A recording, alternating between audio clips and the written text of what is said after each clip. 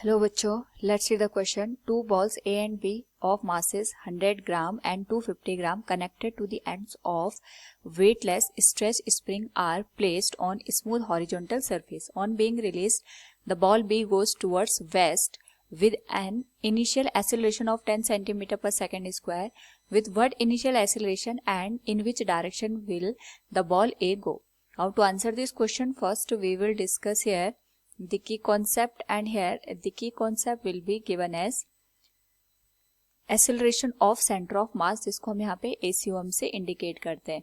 Now अगर हम बात करें कि हमारे पास यहाँ पे सपोज कोई सिस्टम है जो n नंबर ऑफ पार्टिकल से मिलके बना है, और अगर हम बात करते हैं यहाँ पे कि हम कोई एक्सटर्नल फोर्स अप्लाई कर रहे हैं, उस पर्टिकुलर केस में हमारे पास जो एक्सटर्नल फोर्स की वैल्यू होगी that will be given as m into A. जो ये ए होगा ये सेंटर ऑफ मास का एक्सेलरेशन हम कंसिडर करेंगे, यानी हमारे पास जो फोर्स होगा वो डिफरेंट पार्टिकल पे एक्ट कर रहा है, बट अगर हम पूरे सिस्टम पे लगने वाले फोर्स को कंसिडर करेंगे तो वो हमारे पास सेंटर ऑफ मास पे एक्ट करेगा, यानी उस पॉइंट पे एक्ट करेगा जहां पे पूरे सिस्टम का मास कंसंट्रेटेड है. इसी के अकॉर्डिंग हम यहाँ पे क्वेश्चन को सॉल्व करेंगे. तो हमारे पास यहाँ पे दो बॉल दे रखी है, एक है ए एंड दूसरी है बी. ए का जो मास है ये हमारे पास 100 ग्राम के बराबर है और बी का जो मास है ये हमारे पास यहाँ पे 250 ग्राम के बराबर दे रखा है. दोनों को हमने यहाँ पे एक स्ट्रिंग के थ्रू कनेक्ट कर रखा है. क्वेश्चन के अकॉर्डिंग जो बी है ये वेस्ट डायरेक्शन में मूव कर रहा है विद एक्सेलरेशन. अगर हम इसका देखें तो 10 सेंटीमीटर पर सेकेंड स्क्वायर हमें गिवन है.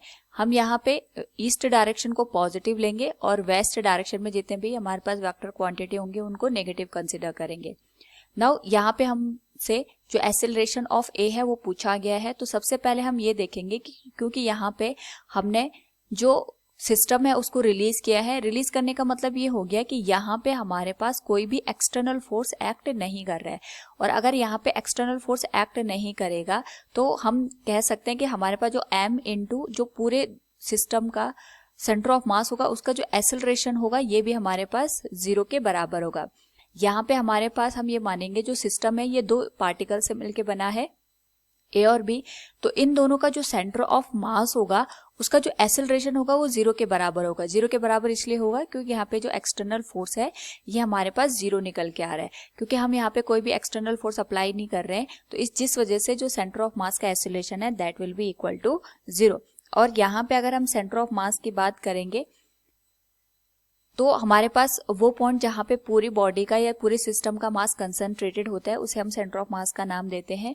क्योंकि यहाँ पे हम ये मान के चल रहे हैं कि एक्सटर्नल फोर्स 0 है, तो हम इसको इस तरीके से भी अंडरस्टैंड कर सकते हैं कि दो ही सिस्टम है, दो ही हमारे पास यहाँ पे बॉडी है जो सिस्टम का फॉर्मेशन कर रहे हैं. तो mass of A into acceleration of A plus mass of B into acceleration of B that will be equal to पूरे जो सिस्टम है हमारे पास यानी जो टोटल मास है इंटू इनका जो सेंटर ऑफ मास होगा, इसका जो मल्टीप्लिकेशन आएगा इन दोनों के जो फोर्सेस है इंडिविजुअल उनके सम के बराबर आएगा. क्योंकि ACOM की वैल्यू 0 है तो ये हमारे पास 0 के बराबर आ गया.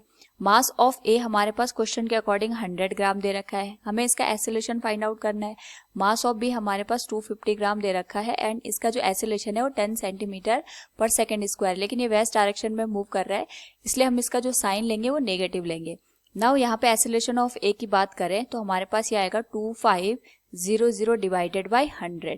नाउ 2 0 से 2 0 कैंसिल हो जाएंगे, it will be equal to 25 centimetre पर सेकेंड स्क्वायर.